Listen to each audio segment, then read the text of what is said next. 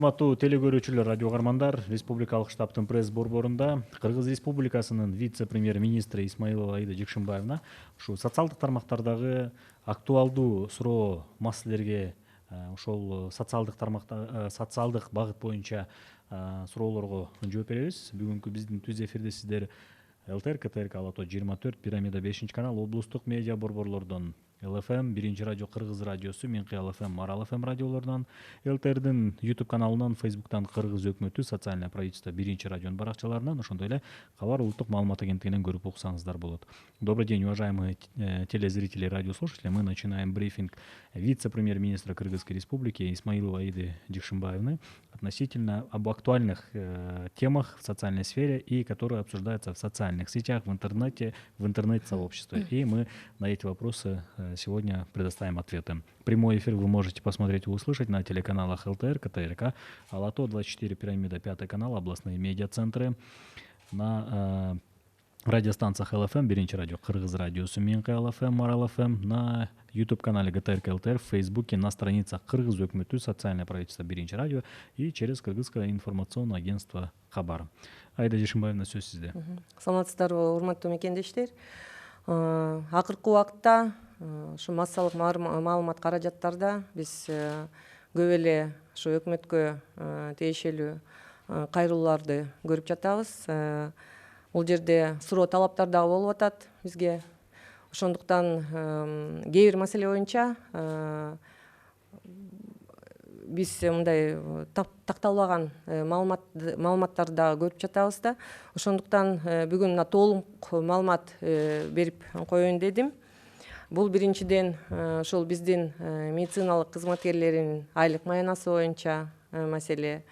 Ошол эле кошумча төлөмдөр боюнча бир нече жолу ушул балдар онкология бөлүмүнө тиешелүү маселелер дагы жазылып чыкты.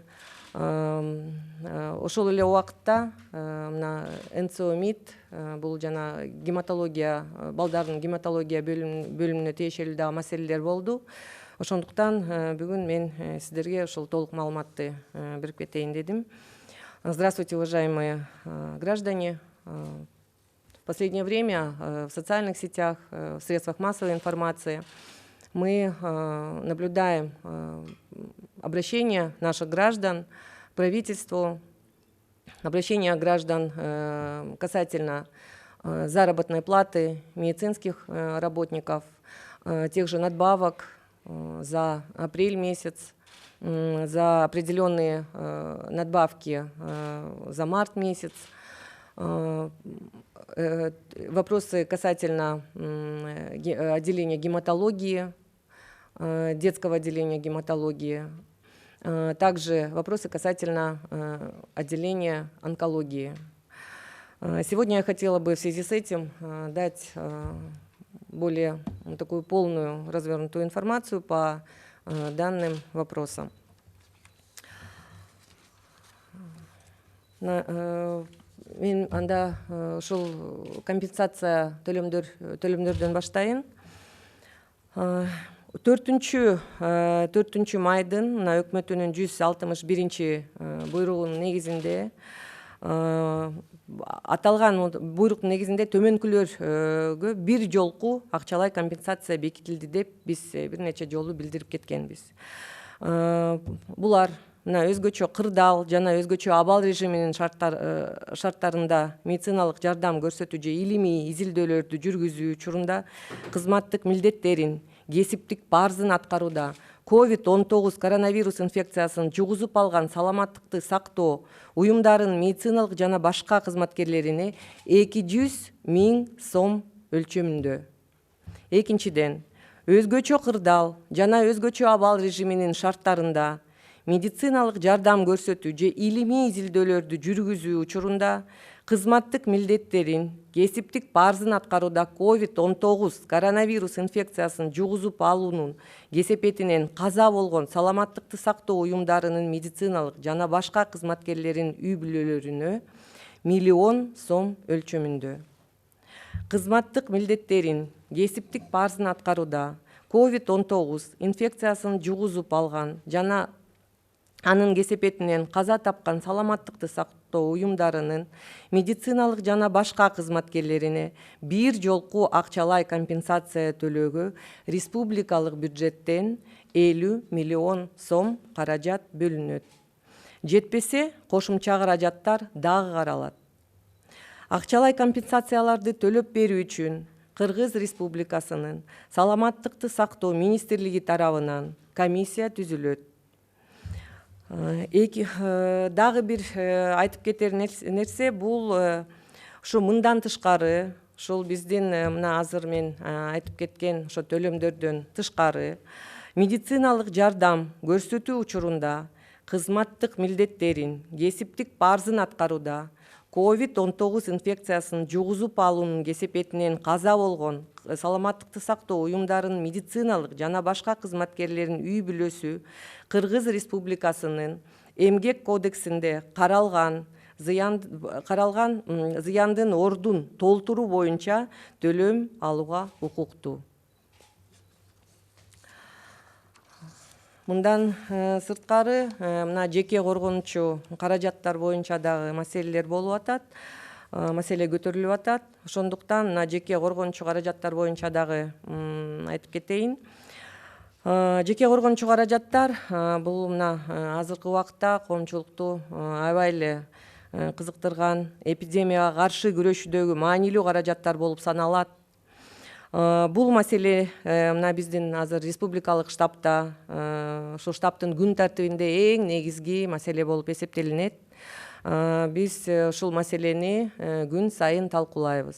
Мен мурунтан деле айтып кеткенмин, бизде ушул свод потребность деп коебуз, бүт эсептелип чыкканбыз. Канча жеке коргонучу каражат азыр бар экенин, ошол эле медициналык мекемелердин ичинде канча сандуу жеке коргонучу каражаттар бар, канчосу түгөнүп атат. Ошо түгөнүп жаткан каражаттар боюнча биз күндө республикалык штабта маалымат алабыз. Ошол түгөнүп жаткан каражаттарды биз ошол эле күнү толуктап беребиз. Биз ошол биздин район, биздин областтар менен тыкыз байланыштабыз. Ошондуктан мына мен азыр ушул жеке коргонучу каражаттардын запастары боюнча маалымат берип кетейин. 7 майга карата саламаттыкты сактоо уюмдарындагы запастар. Бир жолку кийилчү коргоо костюмдарынын саны 52.886 дана. Көп жолку кийилчү коргонучу костюмдардын запастары 19.524 дана. Респираторлар 98.405 дана. Жана 1.406.924 дана маска. Билдеттүү медициналык камсыздандыруу фонд аркылуу жекече коргонучу каражаттарды сатып алууга 188 миллион сом саламаттыкты сактоо мекемелерине бөлүнүп берилген. Мындан тышкары Эпид фонд эсебинен жеке коргонучу каражаттарга финансы каралды. Бул ушул жеке коргонучу каражаттар ушул Эпид фонддон дагы сатып алынып атат азыркы убакытта. Кошумча дагы мына жалпысынан 40 000 жеке коргонучу комплекттер сатылып алууда. Акчалардын баары бөлүнүп берилген. Эмки айтып кетерим, бул мына жалдагы ушул больница боюнча көп маселе болуп жатат. Ошол жал больницасы жабылып калды деген ошо маалымат дагы болуп атат. Ошондуктан бул боюнча дагы мен өз маалыматымды билдирип кетейин.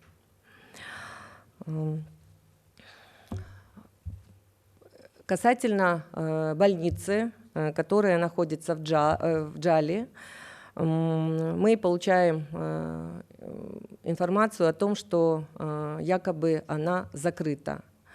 По этой информации мне хотелось бы дать более полную информацию.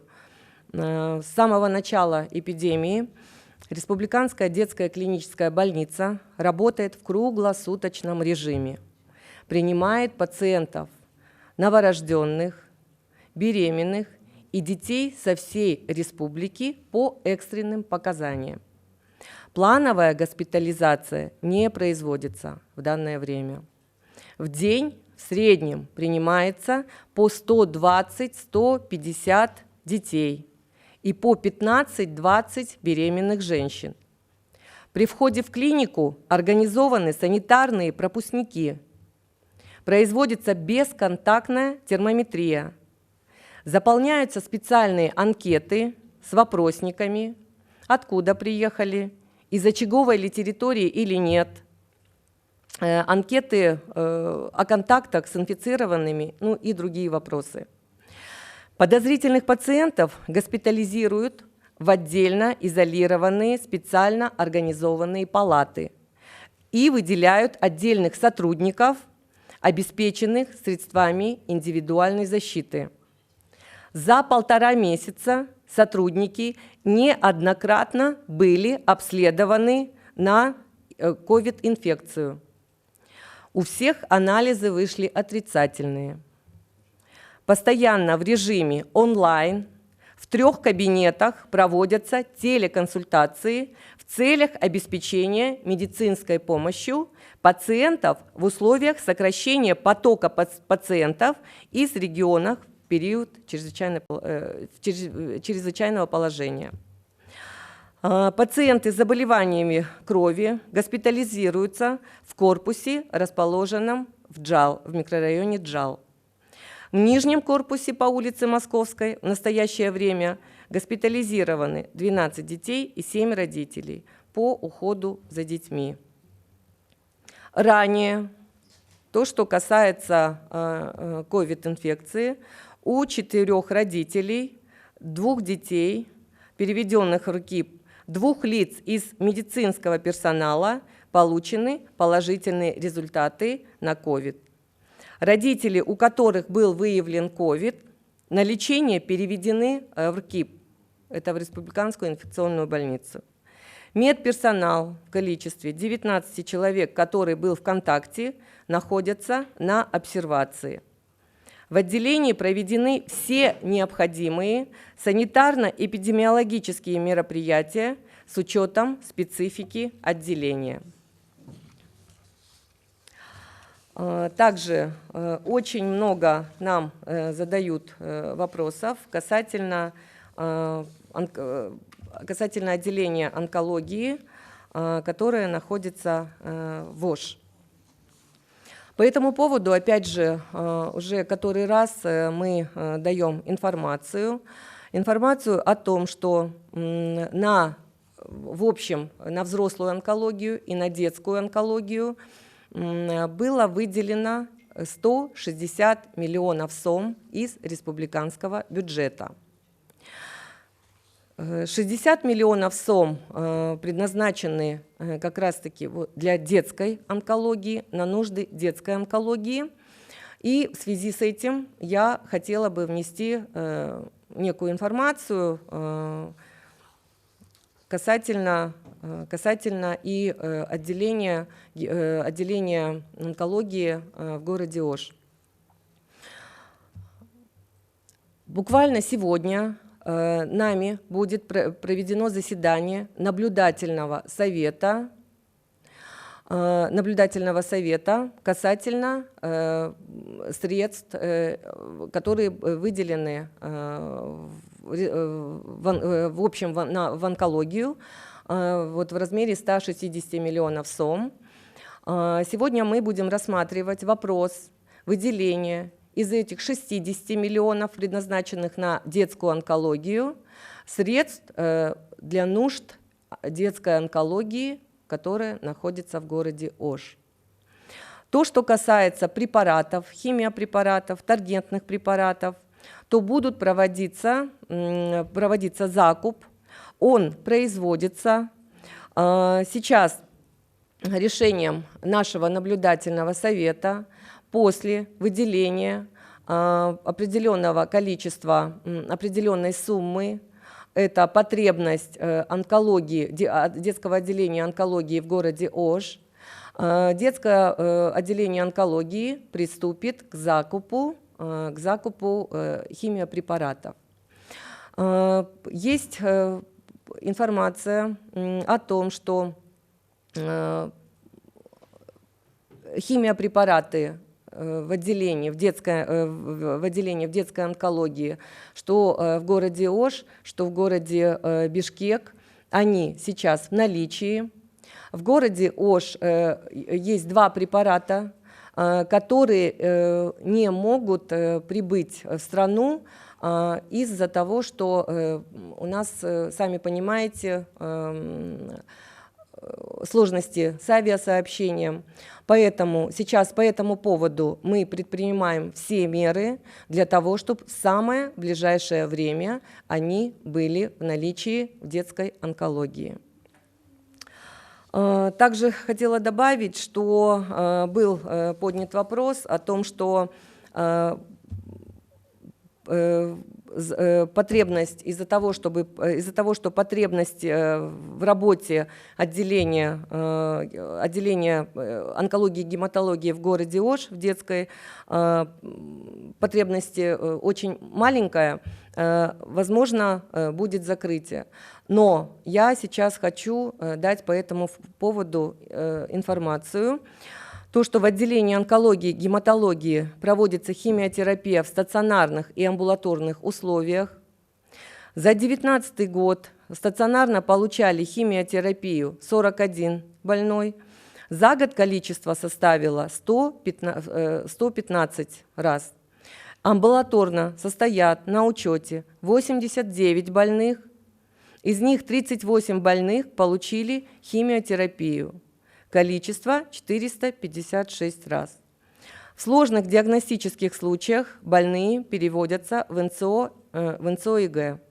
И при этом необходимости по линии санавиации может существовать, может быть, и это все будет выполняться. Из вышесказанного видно, что потребность в работе данного отделения высока. И вопрос о закрытии этого отделения по чьим-то рекомендациям никогда не рассматривался и не может иметь какие-либо основания. Также хотелось бы дать информацию по надбавкам, о которых очень много сейчас задается вопросов.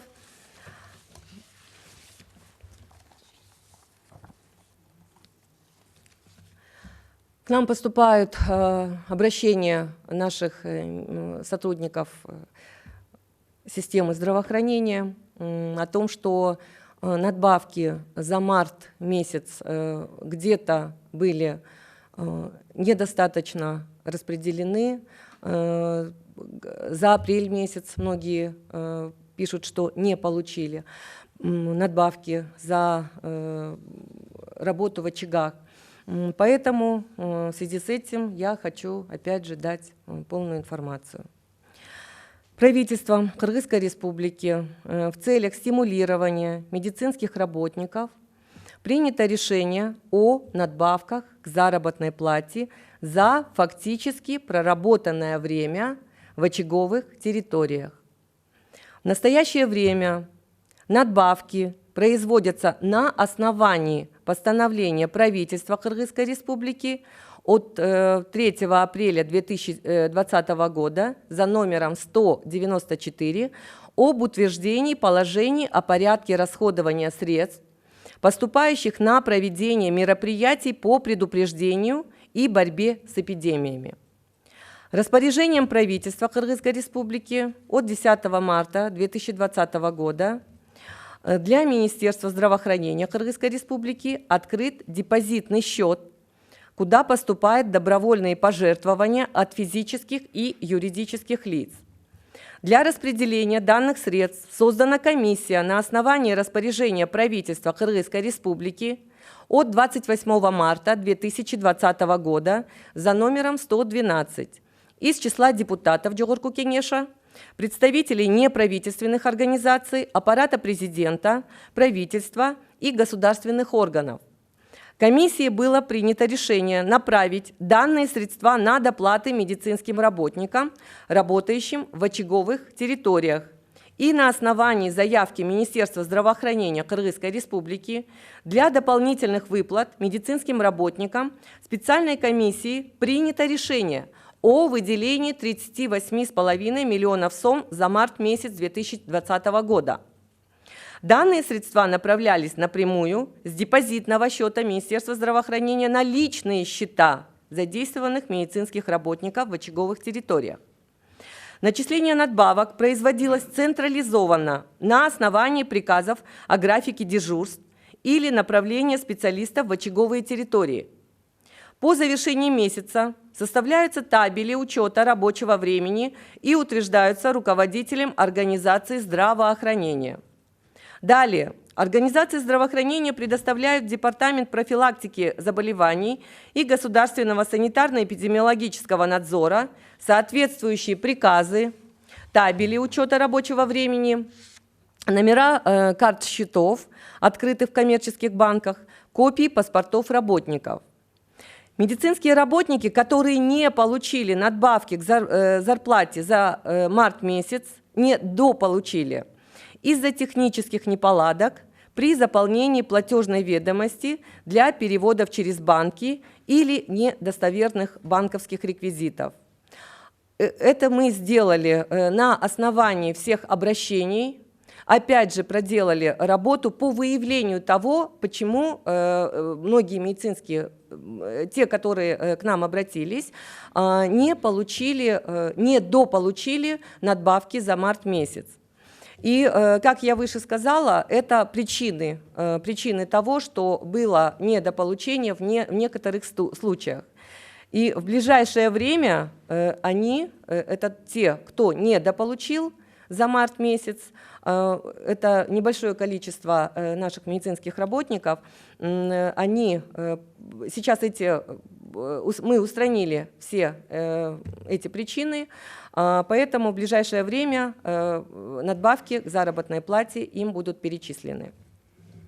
На сегодня надбавки к зарплате за март месяц составили 35 миллионов 200 тысяч сом для 6065 работников. Увеличение количества работников за март месяц обусловлено тем, что документы для начисления надбавок к зарплате не были своевременно предоставлены Министерству здравоохранения. Я еще раз хочу подчеркнуть то, что в марте месяце начисление надбавок, оно было произведено, просчитано и получена информация от руководителей организации здравоохранения буквально в очень короткое время. Поэтому из-за получения некоторой недостоверной информации Министерству здравоохранения пришлось полностью проработать этот список, проработать табель. Поэтому и были определенные задержки выплаты надбавок за март месяц.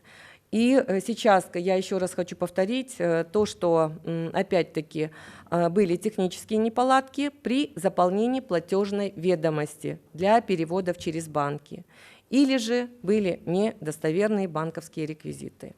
Это все то, что касается надбавок к заработной плате для работающих в очагах касательно марта месяца.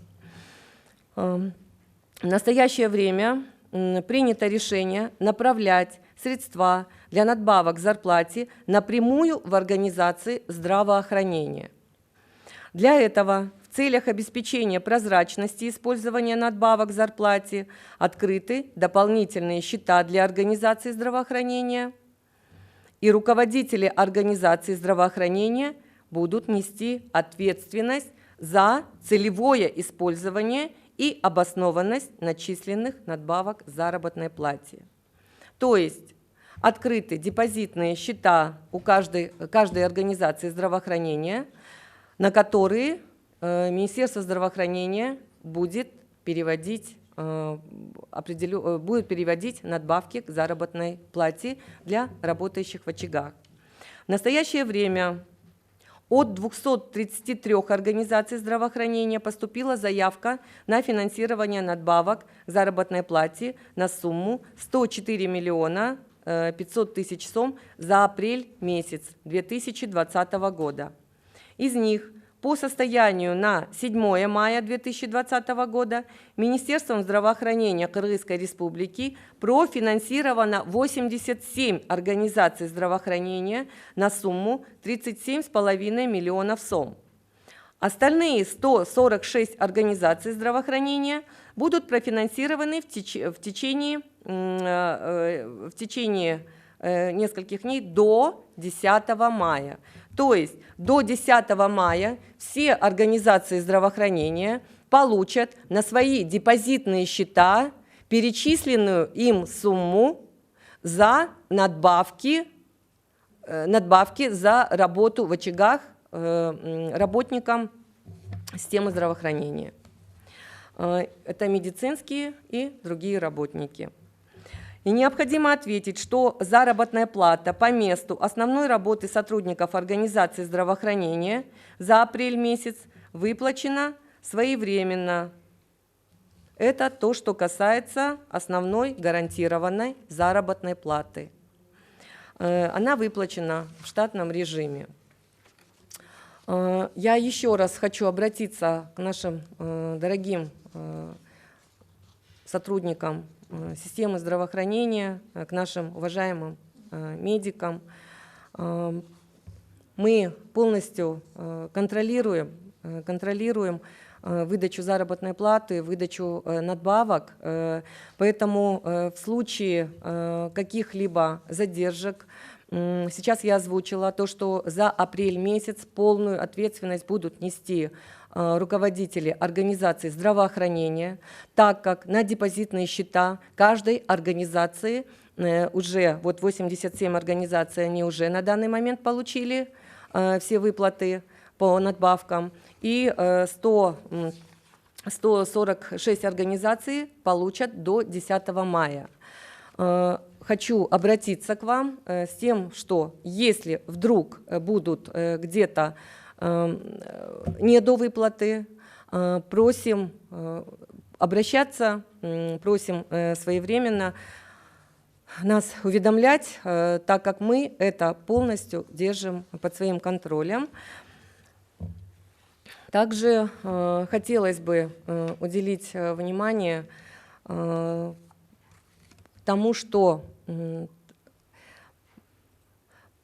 по фактам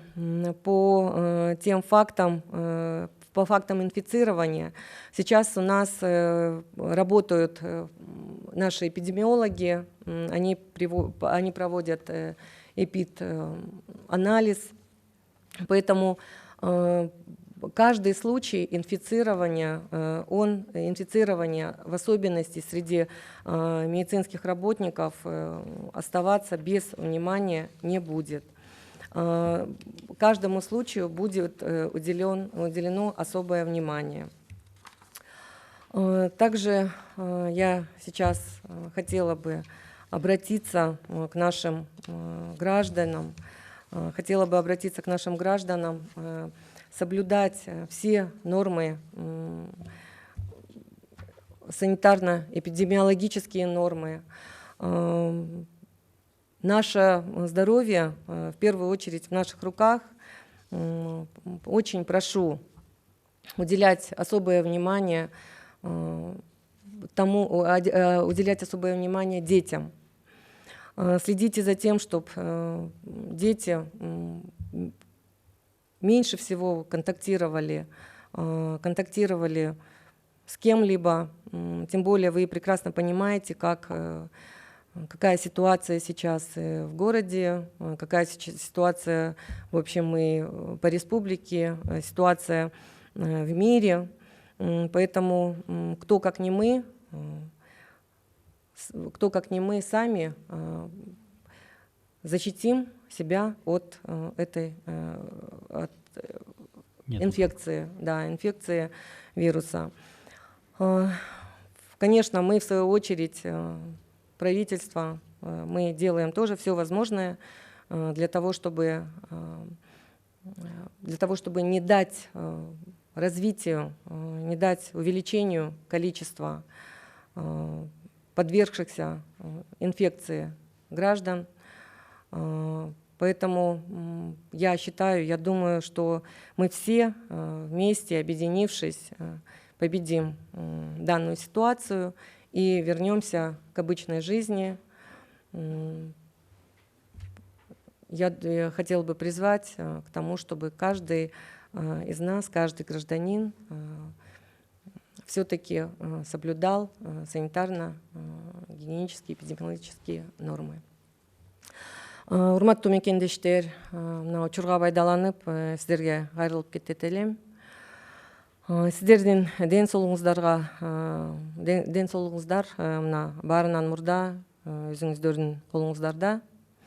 Ошондуктан мына биринчиден колду таза кармоо, социалдык аралыкты сактоо, өзүн өзү обочолонтуу, анан ошол эле убакта өздүк гигиенанын катуу сактоо бул зарыл. Эгерде ушул элементардуу нормаларды сактай албасак, канча каражат кетирбейли, азыркы жасап жаткан аракеттерибиздин баары жокко чыгып калышы мүмкүн. Ошондуктан баарыңыздарды абдан жоопкерчиликтүү болууга чакырабыз. Гигиенанын негизги эрежелерин кармануу абдан маанилүү биз үчүн азыркы убакытта. Учурда инфекцияга каршы вакцина жок болгондуктан вирус менен күрөшүүдө гигиена абдан маанилүү болуп эсептелинет. Анан бул вирус менен күрөшүүнүн эң эффективдүү жолу бул үйдө болуу. Андыктан дагы бир жолу сиздерден суранып кетебиз, үйдө болуңуздар. Анан мына биз бул ооруну сөзсүз жеңебиз. Жана кадимки жашоо жакшы маанайда, жаңы максаттар менен, жана кубаттуулуктар менен киришебиз деп ишенем. Чоң рахмат. Урматтуу телекөрүүчүлөр, радио угармандар, бүгүн ушул социалдык багыттагы көйгөйлөр боюнча жана коомдо көтөрүлүп жаткан ушул суроо маселелер боюнча дагы кенен маалымат ала алдык. Бүгүн биздин республикалык штабтын пресс борборунда Кыргыз Республикасынын вице-премьер-министри Исмаилова Аида Жекшимбаевна болду. Баардык суроолорубузга жооп берди деп айта алам. Бүгүнкү биздин түз эфирди сиздер ЛТР, КТРК Алато 24, Пирамида 5 канал, облустук медиа борборлордон ЛФМ 1 радио, Кыргыз радиосу, Минкай ЛФМ, Марал ФМ радиолорунан, ЛТРдин YouTube каналынан, Facebooктан, Кыргыз өкмөтү социальное правительство 1 радионун баракчаларынан, ошондой эле Кабар улуттук маалымат агенттигинен көрүп угуп алдыңыздар. Көңүл бурганыңыздарга чоң рахмат.